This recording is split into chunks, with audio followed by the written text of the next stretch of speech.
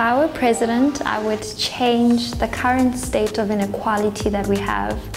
We cannot have people who do not have homes, access to toilets, access to education, to sanitation services, after having 30 years of democracy. It is time for people to also start having access to things as vital as food, electricity, and water. That is what I would change. If I was president, I would change the leadership culture in our country. I believe that we have a great democracy at play, but one of our main problems seem to be with leadership, and I understand leaders to be the custodians of our democracy. So that would be my first point of departure. I think we need inclusive leadership, we need decisive leadership, and we need leadership that is responsible and accountable. So that would be where I'd start as president.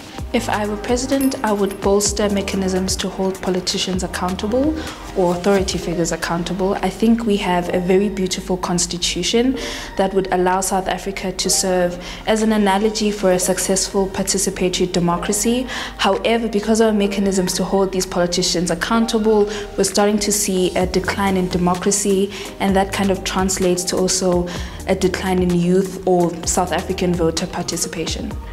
If I were president of South Africa, I would change the values at which women live, the standards of which women live in this country, and the protection of women.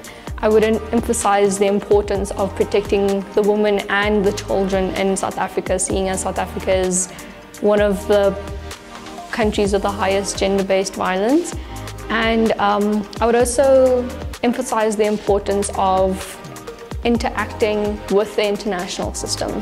If I was a president, I would start by appointing capable candidates in specific positions. So for example, in the Ministry of Finance, I would appoint a candidate who has